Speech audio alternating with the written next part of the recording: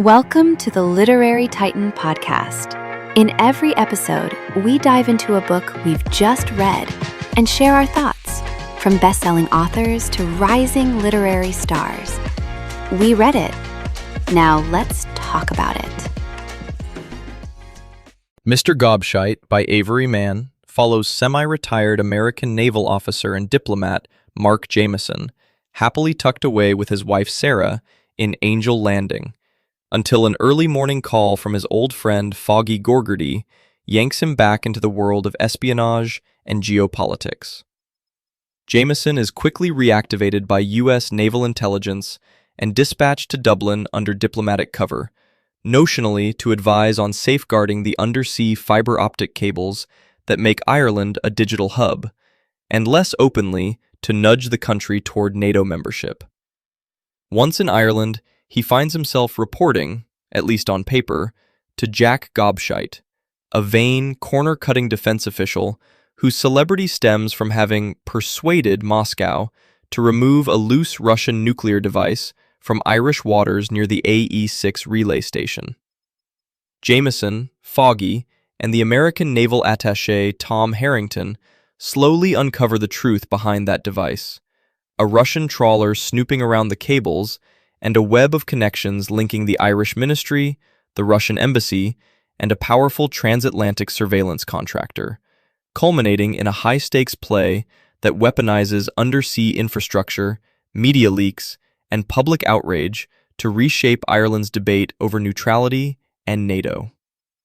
I enjoyed how unabashedly character-driven this thriller is, even when it's neck-deep in technical and political detail. Jack Gobscheit is drawn as a kind of tragicomic embodiment of mid-level power, smug, lazy, eager for status, and entirely willing to trade national security for a slice of a Kremlin-backed hotel empire. His partnership with Russian political operator Sergei Markov, their pilgrimage to Putin's seaside dacha at Gelendzhik, and Jack's golf course alliance with a very recognizable American president give the book an almost satirical energy. The scenes where global security is haggled over between tee shots or glossed in translation so Jack can focus on his future casinos are darkly funny and slightly chilling.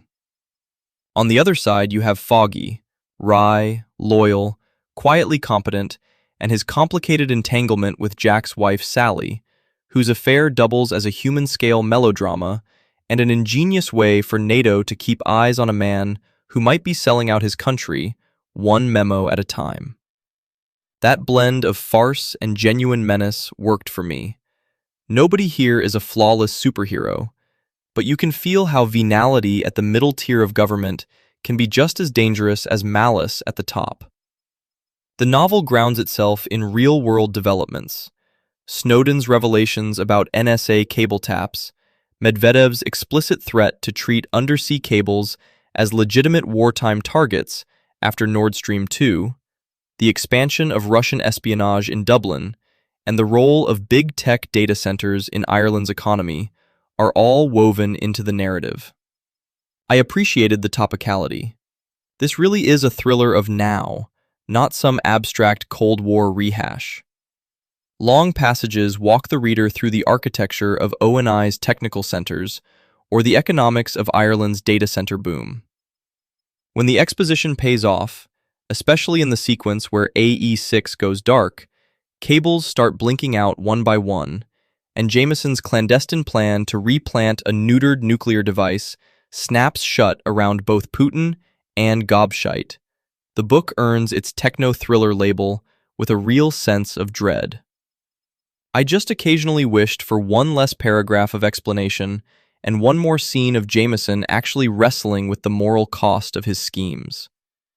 I'd recommend Mr. Gobscheit to readers who gravitate toward geopolitical thriller, techno-thriller, spy novel, and political satire stories, especially anyone curious about how vulnerable our invisible infrastructure really is. If you like the mix of policy detail and moral ambiguity in a Tom Clancy novel, but wouldn't mind a sharper, more ironic eye on bureaucratic ego and transatlantic dysfunction, this will feel pleasantly familiar. For me, Mr. Gobscheit is a timely, slightly barbed thriller that proves undersea cables and Irish neutrality can be just as gripping as missiles and moles. Thanks for joining us on the Literary Titan podcast. If today's review sparked your interest, be sure to pick up a copy of the book and experience it for yourself. If you enjoyed the episode, don't forget to subscribe, leave a rating, or share it with a fellow book lover.